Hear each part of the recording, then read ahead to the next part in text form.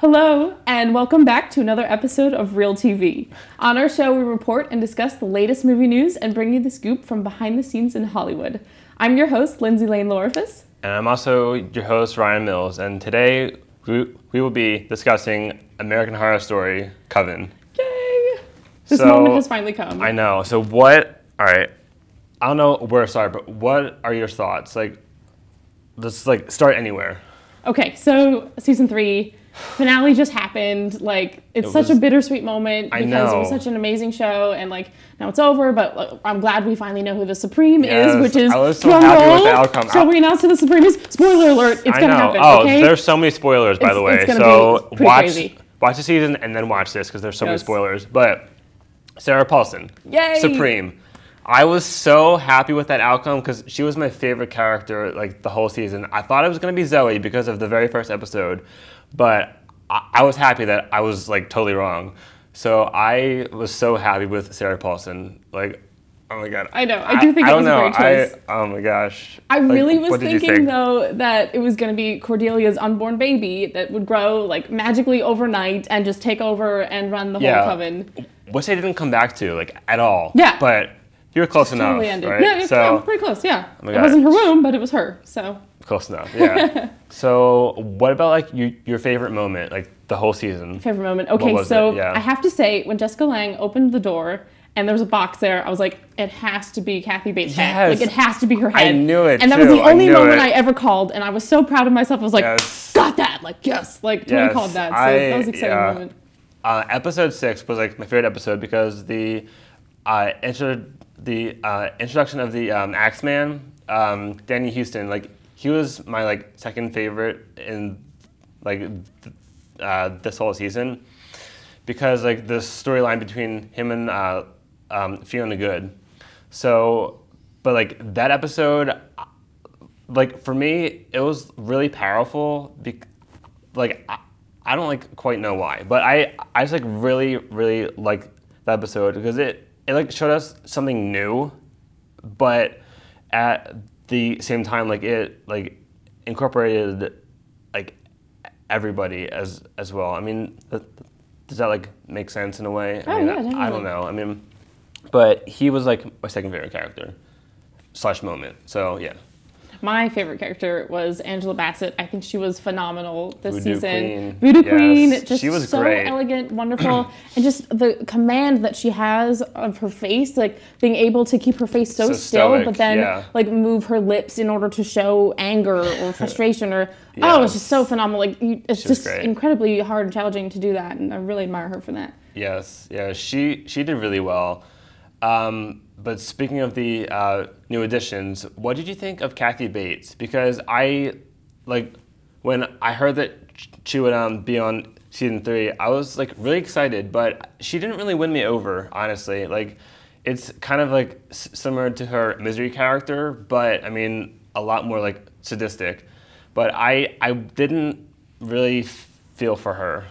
I mean, what do you think? Exactly. It felt like she was just reprising her role from Misery, and I was just always waiting for a fabulous monologue to happen where she just had a meltdown or, just laying it all out on the line, and it just never came, and I was just disappointed. It didn't really happen. Yeah. I like how she gave her own tour in her own house toward the end, and she's completely changed. But beside that, I didn't really like her character too much. I don't know. I mean, and then you have the creepy mute butler, Spaulding. His role was really interesting, I thought, compared to season 1. He was so creepy.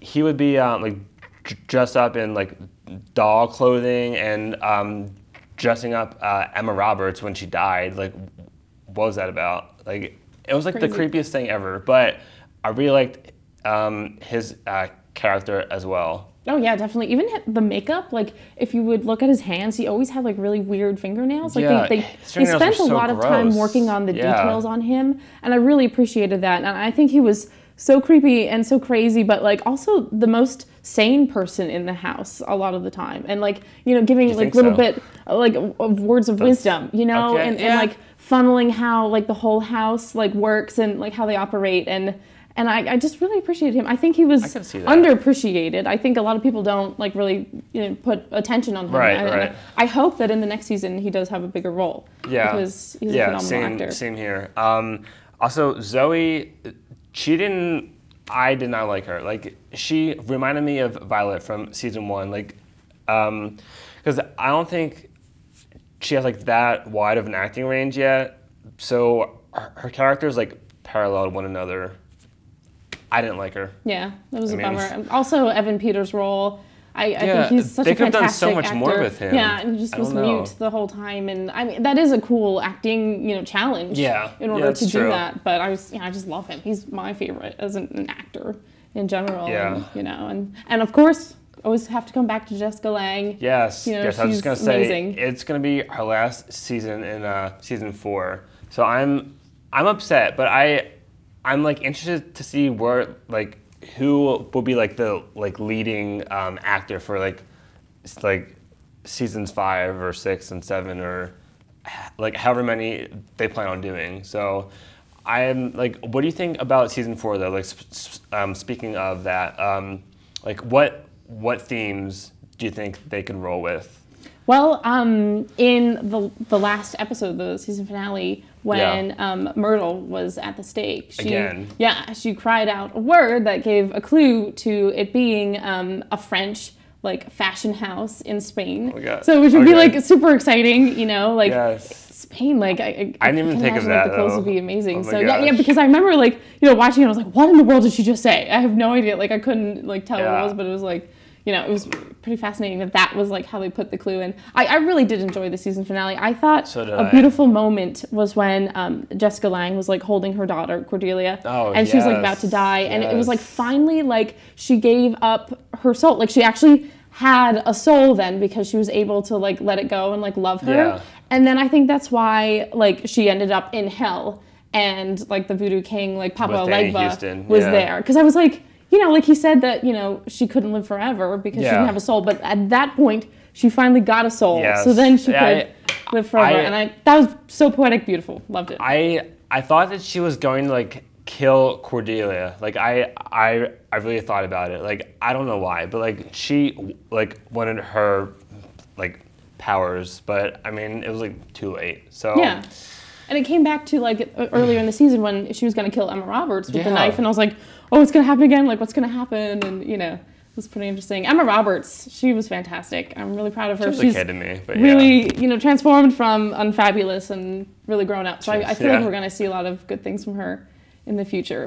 I guess we'll find out, But that's all the time that we have for now. There's so much to talk about. I know, right? We could just keep going on for forever. I wish. But American Horror Story season 4. Be on the lookout for that. I'm so excited. Okay. Well, we're going to take a quick break, but stay tuned. And when we come back, we'll give you the Hollywood buzz and later trivia. Hello, and welcome back to Reeltv. I'm Connor Smith. And I'm Sean DeLuise. And today we're going to be talking about Groundhog Day. It's February 2nd, Groundhog Day, so kind of last second discussion here. We're going to talk about the film Groundhog Day. And quick shout out to Rachel, Sarah, and Holly. Groundhog Day. So yeah, let's talk about Groundhog Day. Groundhog Day is one of my favorite movies, especially Bill Murray movies, who is one of my favorite actors. And I love to watch it on Groundhog's Day, obviously. And it's just it's just perfect. Like I can't think of anything I don't like about it. I think it's really rewatchable. I've seen it over and over again, and almost like his life he's living in over and over again. I think it's really charming, but it kind of has that classic movie feel that in 100 years it's still, I think it's Bill Murray's best movie. Actually, Ghostbusters is great too, but yes, it's up there. Fan. I just love, I think it works really well as both like the romantic side of it, but also his sort of personal journey that he takes. And I like, obviously forever, I'm going to quote, watch that first step. It's a doozy. I love that movie. But yeah. I agree. There's so many great scenes in that. And like you see his character like start off this snarky jerk and then just kind of, learn his life lessons. And then it gets really dark at points. But it's still, you still get that happy ending, and he grows as a person and learns a lot of different things. And And like one of my favorite quotes from the movie is like when he's at the diner and he's with the producer and he says, maybe I am a god. And maybe God is just somebody who's been around so long that he just knows everybody. And I just think that's a really interesting point. And, you know, it's just such a interesting movie. I would say my favorite scene is probably where he's trying to convince Andie MacDowell's character. I forget her character name, but Phil Connors? No, but I love when they're in the diner and he's like, I know everything that's going to happen. She's like, you're full of it. And he's like, she drops the plates. They fight. Like, I think that's one of the... I love that scene. I adore that whole scene. And I love how they fall in love. I love the way that he's able to sort of fall in love. It kind of reminds me of 50 First Dates a little bit, like falling in love every single day. Yeah. Because he has to start from scratch. And I love when he sleeps with her, when he finally, like, sleeps with her, and then he wakes up and nothing. He has to start from scratch. I love that whole development in the movie. Oh yeah, like because at the beginning, like it's a hustle to him. He's just trying to like learn enough about her to the point where he can just like sleep with her and then it'll be done with it. But then it proves to be a much more difficult, and in the process he falls in love with her and I just think that's a really great scene. I love how excessive he gets during their date, and then she's like, you're freaking me out. Like, everything goes so well. Like, he knows exactly what to talk about, what to bring up. I love that whole development. And I also, I think it's definitely, it's in the IMDb top 250. So 214, I believe. That's well-deserved there. And what other movies did Harold Ramis do with Stripes, another one of my favorite Bill Murray movies. That's a good one. I know, definitely, obviously, they did Ghostbusters, but I believe that was written with Dan Aykroyd, not Bill Murray. Yeah. But Stripes, now, like I said, one of my favorites, and a lot of really great scenes in that one too. Have you ever seen Stripes? I like Stripes. I like the marching scene where they're like in bed and then they're like crap, and then they get all their stuff and then they do the like boogie dance and everyone's like in their stern like uniforms and he has like the bandana and like and that's John. I adore John Candy. Oh yeah, John Candy is great in that movie. Planes, Trains, and Automobiles is in my top 3 favorite comedies of all time. I adore that movie. I watch that every Thanksgiving. So do I. Oh my God, great stuff. But we're gonna take a break, and when we come back, we're gonna do some trivia. So thanks for watching. I'm Connor Smith. And I'm Sean DeLuise. See ya. Welcome back to Reeltv. I'm Gabe Cohen. And I'm Brian C. Capon. Next Friday, the Lego Movie, Monuments Men, and Vampire Academy are being released in theaters. In the Lego Movie, an ordinary Lego minifigure played by Chris Pratt, mistakenly thought to be the extraordinary master builder, is recruited to join a quest to stop an evil Lego tyrant from gluing the universe together. I love Legos, like they're my childhood right there. Too much fun. In Monuments Men, an unlikely World War II platoon are tasked to rescue art masterpieces from Nazi thieves and return them to their owners. From director George Clooney, the film stars George Clooney, Matt Damon, Bill Murray, John Goodman, John Dujardin, and Cate Blanchett. That sounds pretty interesting. I've actually saw the trailer for that. Great trailer. Great cast as well. In Vampire Academy, Rose Hathaway is a Dampier, half human, half vampire. Guardians of the Moroi, peaceful mortal vampires living discreetly within our world. Her legacy is to protect the Moroi from bloodthirsty immortal vampires, the Strigoi. This is her story. And now it's time for the Hollywood buzz. Warner Brothers Pictures has cast Jesse Eisenberg as Lex Luthor, and Jeremy Irons will play Alfred in the upcoming Superman-Batman film. The castings, announced Friday, come 2 weeks after Warner pushed production on the untitled Superman-Batman movie to the second quarter of this year and set a release date of May 6, 2016, as the studio departed from a July 2015 slot. Eisenberg is best known for portraying Facebook co-creator Mark Zuckerberg in The Social Network, for which he received an Oscar nom. Superman Batman is in pre-production with Henry Cavill as Superman and Ben Affleck as Batman.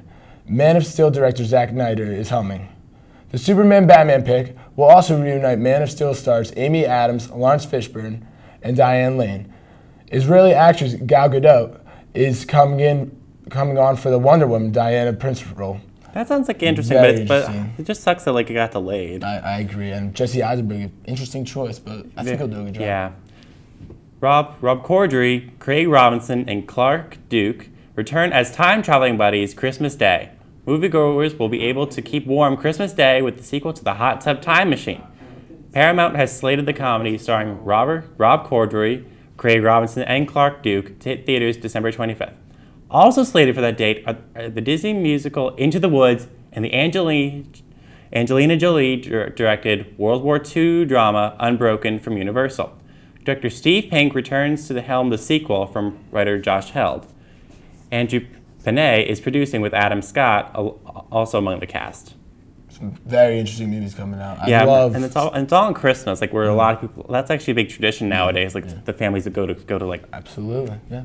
All right. Well, David Schwimmer headed back to TV as the star of an ABC comedy pilot.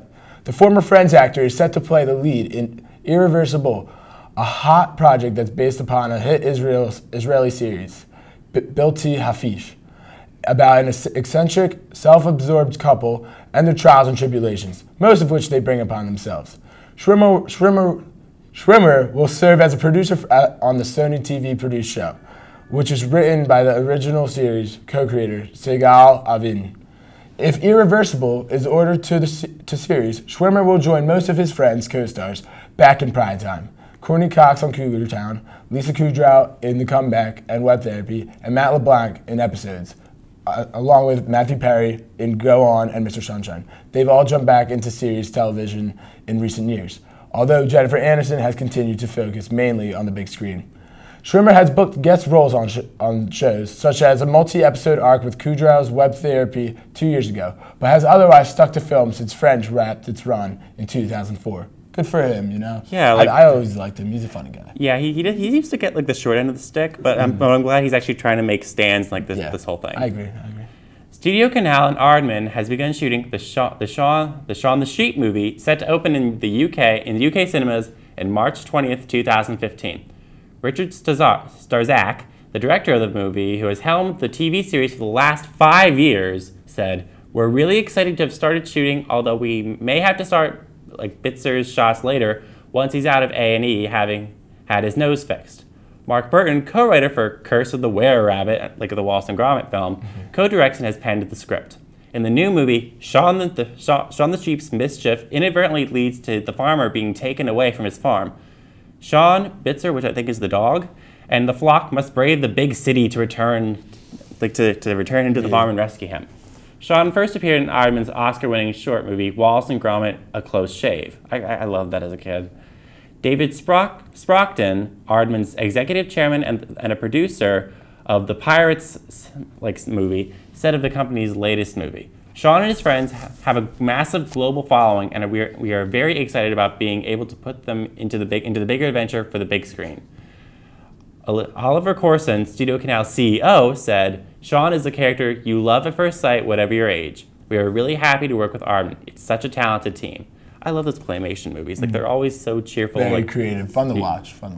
Okay, Liam Neeson will star with Andrew Garfield and Ken Watanabe in Silence, the Martin Scorsese-directed adaptation of Shusaku Endo's novel about 17th century Jesuits who try to bring Christianity to isolated Japan.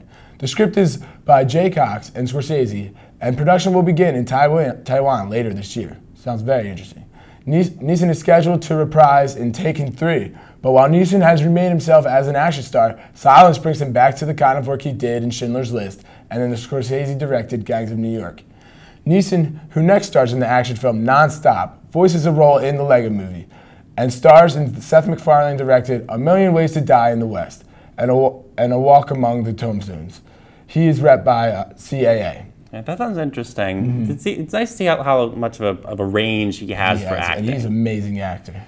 Absolutely. Done a lot of good things. Set phases to Phase 3, though it will come as little surprise to anyone.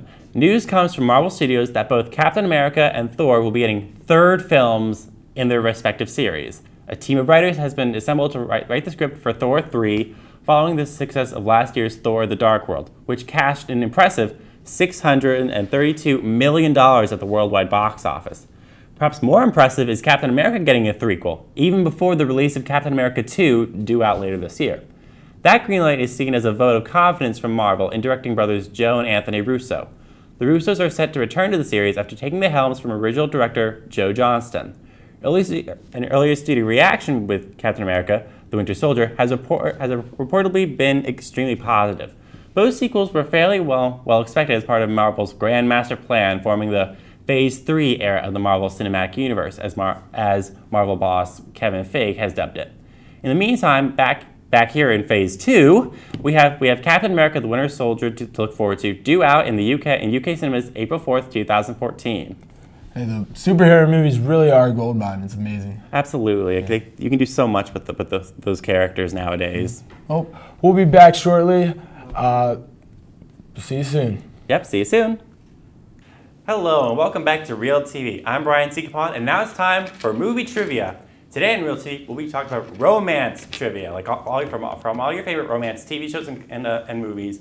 We're going to be asking our lovely contestants some questions. Introduce yourselves, guys. Hi, I'm Lindsay. Hi, I'm Eric. And I'm Rachel. All right, are you guys ready to play? Are we going to introduce our Absolutely. First, tell us, who is your favorite romantic comedy romantic pairing in anything, like film, literature, TV? For me, I have to say I love Satine and Christian in Moulin Rouge because their love is just unending. Mine is Luke and Leia from Star Wars. The chemistry between them is like a force. You just feel it. Force field. Okay. I have a tie between Landon and Jamie from A Walk to Remember and Jamie and Dylan from Friends with Benefits because I love both of them. I see. Well, she's a smooth uptown beauty. He's a streetwise vagabond. Together they are the title characters in which adorable romance? When Harry Met Sally, Lady and the Tramp, Benny and June, or From Justin to Kelly? Eric. I'm going to say the instant classic from Justin to Kelly. From Justin to Kelly. What about you two? What do you say? When Harry Met Sally. That's my choice also. And the answer is? It's Lady and the Tramp. I saw the answer. I didn't want to... Lady and the Tramp! Nobody gets So it! one Disney movie I haven't seen. All right, we have Literally. two more... I believe Snap we have out. two more I don't know any of these. questions. This is really sad. All right. The famous line, "Snap out of it," is from what movie? Is it A, Jerry Maguire, B, Sleepless in I Seattle, think I know. C, Moonstruck, or D, Working Girl? Lindsay. B, Sleepless in Seattle. Don't look. Okay. Don't look. They're funny. What about you two? I'll just go with what I was going to say since I saw the answer, but what were the choices? What were the choices again? Sleepless in Seattle. That's the only one I remember, say. so I'm going to pick that. Yeah. Well, unfortunately, it was Moonstruck. You guys We do I not. saw the answer. It's the prompter. Clearly, we just don't understand. Oh my god, I know this one. Okay, Okay, I'm going to this get this one. Last question. I know this too. Okay. Last question. And this Yeah, is you the guys one- put your hands back. Oh, Last I love question. this This is the one that will determine who wins. Where should you never put baby? I didn't even give you the choices yet. You can't even answer yet. what? Really? You're not supposed to answer until I tell you the I could do this without the choices. Yeah. It's the rule. Cool. In we the just crib, tie and just in a watch the cab, movie? in a corner, or in a kitchen. Rachel Hubbard. In a in a corner, in a corner, in a corner, in a corner. There's one more question? Oh, Ooh, okay. okay. Rachel It's Hubbard for over Dirty the Dancing. thing. It's okay. All right, last question. Which movie is an adaptation of William Shakespeare's A Taming of the Shrew? How to Lose a Guy in 10 Days, Pretty Woman, Bridget Jones's Diary, or 10 Things I Hate About You? Eric. 10 Things I Hate About You. You are correct. Ledger. What? Nope. Wait, Did we tie? Did we tie? I think we tied. It's a tie. Okay. All right. I'm the loser. Oh, There's sorry a- about that, Lindsay. No romance That's for okay. me. Well, that's a wrap up for another episode of Reeltv. Thank you so much for joining us. Once again, I'm Brian. I'm Brian Seekapon, and this is Reeltv. And my favorite romance pairing is Ross and Rachel from Friends. Have a good night, everyone. Excellent answer. Excellent. If I live to see